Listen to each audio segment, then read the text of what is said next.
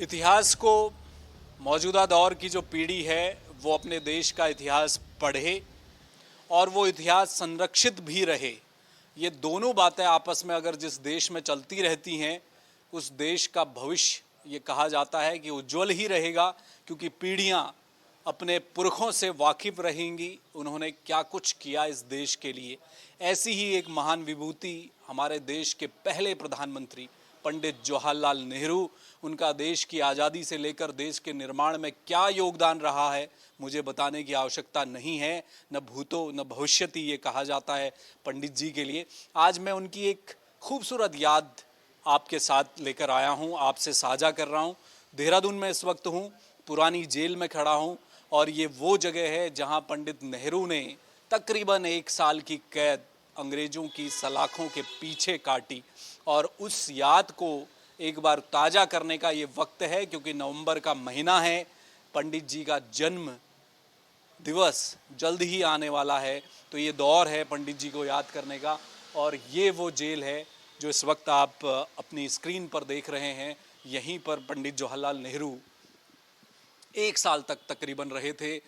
स्वतंत्रता की लड़ाई के दौरान 1932, 1933, 1934 और 1949 में बंदी जीवन व्यतीत करते हुए 1941 में उन्होंने यहाँ व्यतीत किया था।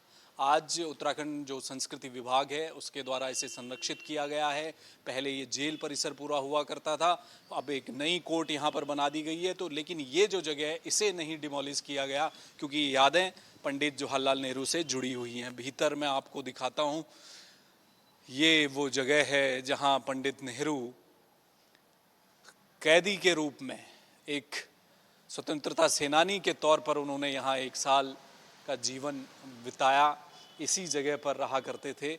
और कुछ जो कक्ष हैं वो आज भी संरक्षित किए गए हैं, वो मैं आपको दिखाता हूँ, क्योंकि वक्त बहुत लंबा गुजर चुका है। नेहरू जी का भंडार गृह ये है। यहाँ नेहरू जी से जुड़ी हुई जो चीज़ें हैं वो यहीं रहा करती थी और यहाँ उनका प्रयोग होता था। इसके अलावा एक और यहाँ पर है, ये उनकी पाकशाला है। जो भी उनका नाश्ता, लंच, डिनर जब बनता होगा तो यहाँ बनता होगा। जिस तरह से नज़रबंद कर दिया जाता है बड़े नेताओं को, तो आज़ादी के दौर में नेहरू जी भी इसी तरह से थे। और एक खूबसूरत याद जो उत्तराखंड से जुड़ी है, और ये कहा भी जाता है कई जगहों पर उन्होंने अपनी लेखनी में, अपने साहित्य में इस बात को कहा भी, वो चर्चा किया करते थे। उत्तराखंड का भी जिक्र होता था तो देहरादून का भी जिक्र आता था। उनके दिल के बेहद करीब ये जगह थी। और उस वक्त देहरादून की आबो हवा एक अलग स्तर पर थी, अब तो स्थिति बदल गई है। लेकिन यहाँ पर एक कैदी के रूप में ज़रूर जवाहरलाल नेहरू रहा करते थे। नेहरू जी का शौचालय आज भी यहाँ पर है, इसी शौचालय का प्रयोग किया करते थे। नेहरू जी का स्नान गृह है, यहाँ वो स्नान किया करते थे पंडित नेहरू का। भीतर एक कक्ष है जहाँ पर पंडित नेहरू को रखा गया, जहाँ वो रात्रि विश्राम किया करते थे, जहाँ उन्हें कैद करके रखा गया था, वो भी सामने ही है। उसको मैं अब आपको दिखाता हूँ कि भीतर क्या कुछ यादें उनकी जुड़ी हुई हैं। जी हाँ, तो नेहरू जी का शयन कक्ष। अब मैं आपको इस कक्ष के अंदर भीतर लेकर चलता हूँ और आपको दिखाता हूँ वो तमाम वस्तुएं जो नेहरू जी उस वक्त प्रयोग में लाया करते थे, वो आज भी किस तरह से यहाँ पर संरक्षित किए गए हैं।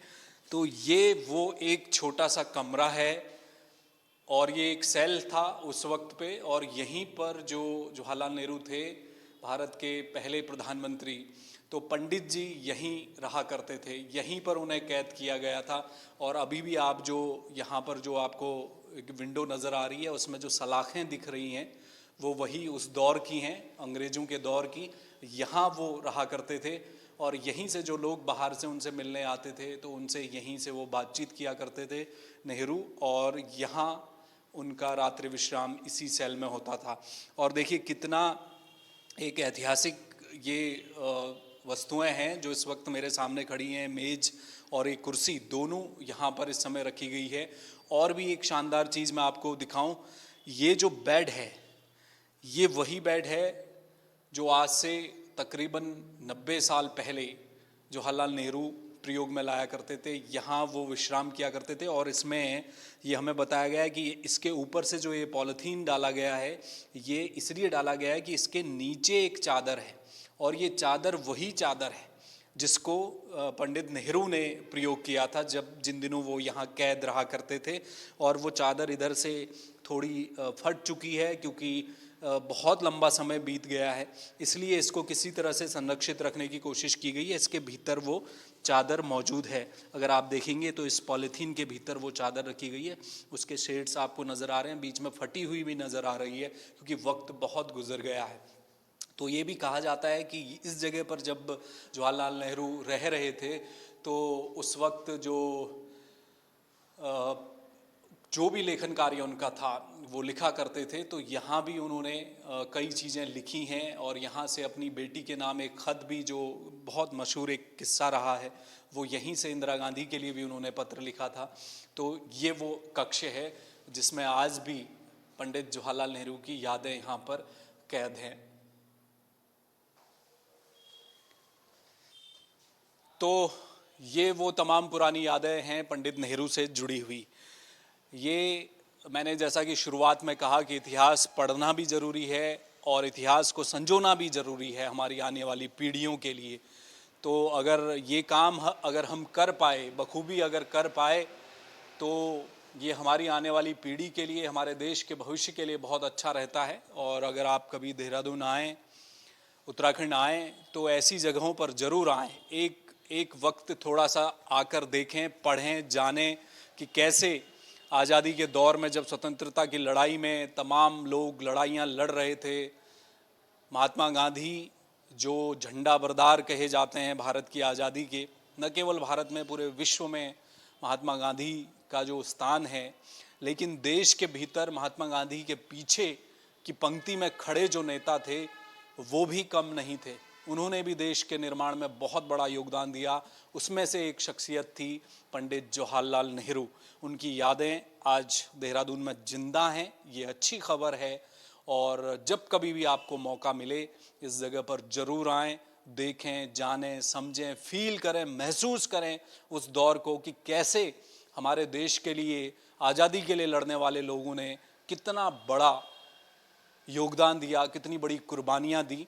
और ऐसे राजनेता जो उस वक्त भी अंग्रेजों से उसी तरह लड़ते रहे, बेबाकी के साथ लड़ते रहे, निडर होकर लड़ते रहे, और जब देश के प्रधानमंत्री बने तो 17 सालों तक भारत कहाँ जाएगा आने वाले सालों में, 50, 60, 70 सालों में, वो तय करके जाने वाले अगर कोई एक शख्स थे तो पंडित जवाहरलाल नेहरू थे। कैमरामैन मयूर उपाध्याय के साथ हेमभट्ट, जय भारत टीवी। आप देख रहे हैं जय भारत टीवी।